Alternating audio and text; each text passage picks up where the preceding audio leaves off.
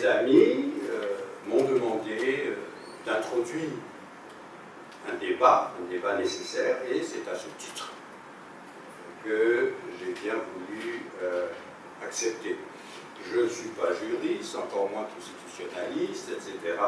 Mais je vais tout simplement essayer de livrer des sentiments, des réflexions, bien sûr, des interrogations aussi, 25 ans après, réflexion d'un acteur que j'appellerais intermédiaire de la conférence nationale souveraine. Intermédiaire parce qu'on ne savait pas réellement ce qui se passait dans les forges de la conférence, encore moins, nous étions des maîtres de forge de la conférence. Alors, j'ai parlé d'interrogation. Tenez, d'entrée de jeu, une interrogation. Comment se fait-il que 25 ans après, et après que beaucoup d'eau ait quand même coulé sous les ponts, comment se fait-il que la conférence nationale souveraine ne fasse pas, en ce qui concerne un certain nombre d'acquis objectivement positifs, ne fasse pas l'objet d'un consensus national? Et si le terme consensus, au niveau de ceux qui l'ont préparé, de ceux qui y ont participé, etc.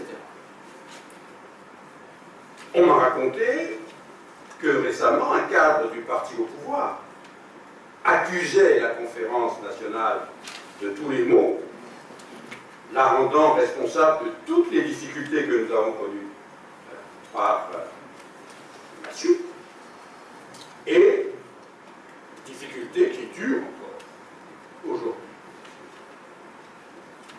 D'accord. Ce serait nier l'évidence de continuer à dire que tout s'est bien passé à la conférence et qu'il n'y a eu que des suites et qu'il n'y a pas eu de suites dommageables. Tout de suite, d'ailleurs, après la conférence, nous avons tous en mémoire ce qui s'est passé, le début des dramatiques péripéties de la transition, l'attaque du 3 décembre, la primature, la prise en otage du Haut Conseil de la République, Parlement de transition, la grève générale illimitée, les massacres du 25 janvier 1993, etc., etc. Mais lorsque des citoyens togolais, acteurs de la conférence nationale souveraine, proposent de bonne foi, 25 ans après, d'en parler tous ensemble, pourquoi est-ce un refus agressif qui leur est opposé ou des réticences non vaincues, je dirais. Concernant maintenant le libellé de la question, pourquoi nous devons préserver les acquis de la conférence nationale souveraine? Sans point d'interrogation. Tel que posé, on peut considérer que cette question sous-entend ceci. Il n'y a pas de doute, les acquis de la conférence nationale sont positifs. Voilà pourquoi c'est un impératif pour nous, Togolais, de les préserver. Ne faudrait-il pas s'entendre sur ce qu'on appelle acquis de la conférence nationale et proposer qu'on entende avant tout par acquis les décisions de la conférence, comme c'est dit d'ailleurs dans la déclaration liminaire du 8 juillet 2016. Et même dans ce cas, certaines décisions peuvent être contestées et ne pas être considérées comme positives. Mais, parce qu'il s'agit juste d'ouvrir un débat et parce qu'il est impossible d'entrer dans le détail, dans l'examen technique des décisions, je veux juste évoquer comme décisions qui auraient pu être contestées à l'époque et qui demeurent contestables à notre avis, des décisions concernant la politique économique. Par exemple, le choix exclusif de l'économie libérale, la priorité accordée au privé, le désengagement de l'État, alors que manifestement qu'aujourd'hui, il faut plus d'État, à notre avis. Réalisation d'une stratégie d'ajustement centrée sur le rétablissement des équilibres, d'accord, et le paiement de la dette, etc. Et à la suite, on parle de stratégie sous-tendue par une véritable planification économique, ce qui peut être considéré comme contradictoire avec l'option fondamentale du néolibéralisme et des mesures préconisées par les institutions financières internationales. La conférence elle-même, je crois qu'il faut, avant toute chose, considérer comme un acquis premier, l'acquis fondateur, en quelque sorte, de la conférence, le fait qu'elle ait pu avoir lieu. C'est rétrospectivement, surtout, avec ce qui s'est passé par la suite, qu'on peut vraiment dire ce n'était pas évident. La conférence a eu lieu, et, à notre sens, c'est ce qui la légitime, en quelque sorte, a posteriori. C'est sa marque de souveraineté. À propos de souveraineté, d'ailleurs, on peut remarquer que le début du texte du rapport général de la conférence, dans ce début, il était question de souveraineté. Mais qu'ensuite, il est toujours question de la conférence nationale, sans l'adjectif souverain. Comme si l'on voulait éviter une pomme de discorde. On en parlera, j'en suis sûr. Donc, la conférence nationale a été souveraine, et c'est d'ailleurs à ce titre qu'elle reste porteuse. En effet, c'est la toute première fois dans l'histoire de notre pays que l'ensemble des forces vives de la nation ont été réunies, et la déclaration liminaire des 25 ans a tout à fait raison d'insister. Je la cite: ainsi composée, la conférence nationale est et demeure à ce jour la seule assise, ceci est souligné, qui a vu la participation de représentants de toute la nation réunis pour définir une nouvelle orientation pour notre pays, pour créer une nouvelle société plus viable et plus vivable. Fin de citation. À l'ère démocratique de la Centrale, bien entendu, et à l'avènement de l'État de droit moderne. Toutes les dispositions garantissant la séparation des pouvoirs, les libertés collectives et individuelles, le multipartisme, etc.,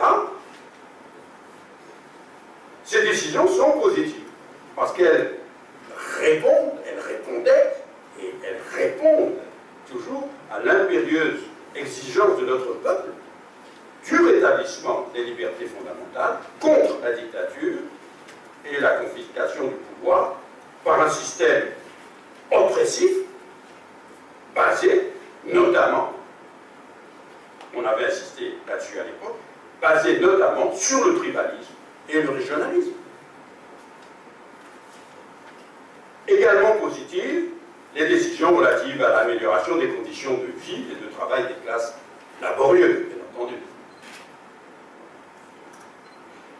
Des décisions et des acquis positifs, donc, qu'il est évidemment indispensable de préserver. D'autant plus que, pour la plupart, ces décisions n'ont pas été appliquées.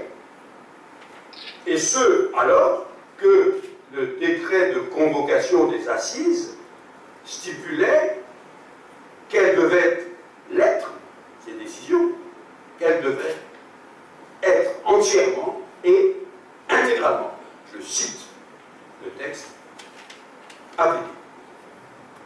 Exemple, n'ont pas été appliquées les décisions extrêmement importantes relatives à toute la série d'états généraux qui devaient être tenus, à part ceux de l'éducation nationale, et nous avons ici le président de la commission de l'époque, à part ces états généraux de l'éducation nationale, qui ont eu lieu, mais là encore, est-ce qu'il y a eu réellement application des décisions de ces États généraux?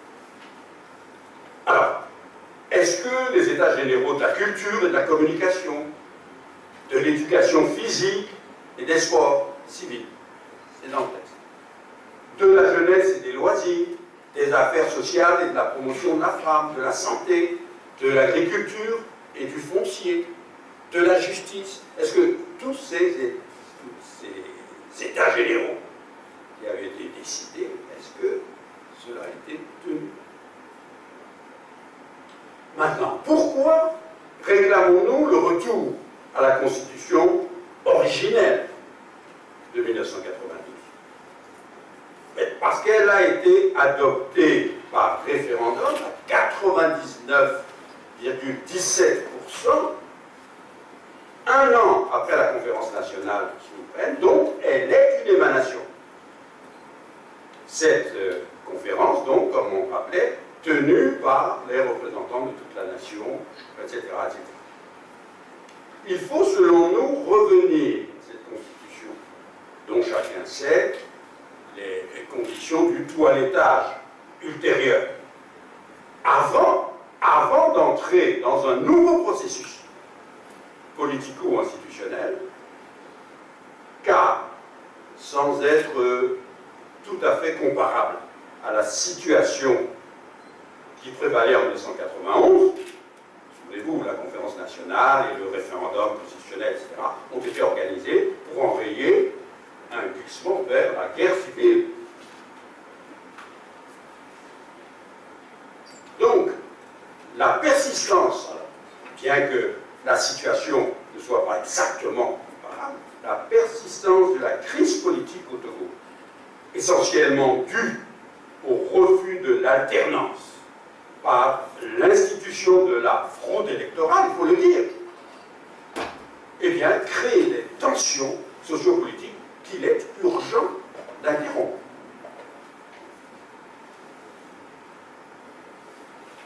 Quelle est la cause politique de la crise? C'est le divorce entre le peuple et les institutions. L'idée de simple réforme semble limiter le sujet à la question de la légitimité du pouvoir actuel. C'est important, bien entendu. Durée du mandat, mode de scrutin, décentralisation, etc. Mais sans compter que les réformes institutionnelles, constitutionnelles et électorales sont l'objet d'un véritable feuilleton. Des 22 engagements d'avril 2004 aux propositions, recommandations du H-Kroon en 2016, dont le rapport, à ma connaissance, n'est pas encore public, en passant par l'APG, l'accord politique global, les différents avatars du CPDC, le cadre permanent de dialogue et de concertation. D'autre part, et c'est là le plus important, paradoxalement, alors que c'est le peuple qui est concerné, eh bien, comme pour la Constitution de 1992, la question névralgique des institutions est laissée aux juristes et autres élites cooptées, intellectuelles, politiques, personnalités, entre guillemets, etc. Ce qui correspond à un modèle totalement réducteur du point de vue de la démocratie. C'est un modèle quasi censitaire, sans le sens, sans l'impôt quantitaire, bien entendu, modèle d'ailleurs hérité du colonisateur. Si l'on veut faire œuvre sérieuse, vraiment sérieuse, à présent, il faut se hâter lentement. Et sur le plan du progrès démocratique, nous ne pouvons plus nous contenter de constitutions élaborées sans la participation du peuple, fortement inspirées, pour ne pas dire plus, par des constitutions d'autres pays, la française de 1958 ou la béninoise de 1990, et où on peut raisonnablement suspecter le rôle de chancellerie étrangère. ainsi montées, ces constitutions ne sont pas adaptées aux réalités particulières de chaque pays. Et par ailleurs, plus ou moins taillées sur mesure, il faut le dire. Il s'agissait, d'abroger le système constitutionnel antérieur, dictatorial ou totalitaire. Ainsi s'exprime Magali Pes, qui a travaillé sur la question, et dont le travail s'intitule « Conférence nationale, un constituant, un organe constituant original ». Voilà le titre de son travail. Donc, elles ne sont pas assez concentrées, elles ne se sont pas assez concentrées sur la création d'un véritable nouveau régime démocratique. Ah, en avait-elles, par ailleurs, le loisir, évidemment, élaborées qu'elles ont été et adoptées dans un contexte d'urgence politique, rouge, je dirais. Mais quand on est dans l'urgence, on a dit qu'il est trop tard. Bon. En tout cas, ces remarques s'appliquent en général aux constitutions issues des conférences nationales des années 90, en Afrique francophone, notre constitution de 92, y compris, on en parlera. Ce qui a d'ailleurs fait de ces conférences nationales, voilà, pouvoir constituant original, selon le mot de Mme Pes, conférence souveraine ou pas d'ailleurs, eh bien, c'est ce qui en a fait des processus institutionnels inachevés. Je termine. Nous pensons qu'il faut aller au-delà. Et pour entrer résolument dans la démocratie, se pose la nécessité d'une refonte totale de nos institutions, je l'ai dit, et pour atteindre l'objectif, dans le fond comme dans la forme, nous devons à notre peuple d'opter pour le mode le plus approprié, celui qui fera réellement participer ce peuple à l'élaboration des principes qui gouverneront ses relations avec les institutions, d'une part, et les relations des citoyens entre eux, d'autre part. Ce mode, c'est celui de l'Assemblée constituante souveraine, réunissant les délégués expressément mandatés, élus par le peuple, et préparés selon les techniques de l'art. Si l'Assemblée constituante souveraine n'est pas directement l'héritière de la conférence nationale souveraine, elle participe manifestement du même esprit, à savoir fonder un nouveau contrat social avec les représentants de toute la nation réunis pour définir une nouvelle orientation de notre pays. Et dans le processus de cette Assemblée, il est certain que les actes et les décisions de la conférence nationale souveraine de 1991 serviront de document de travail. Des citoyens responsables n'ont pas contribué, ne se sont pas impliqués dans un travail aussi important que la conférence nationale souveraine de 1991, sans que les produits ne servent d'éléments de base à reformater éventuellement pour continuer de construire la nation. Et puis vous connaissez l'histoire fabuleuse de la nouvelle corde que l'on tisse au bout de l'ancienne. Voilà. Je vous remercie de m'avoir écouté.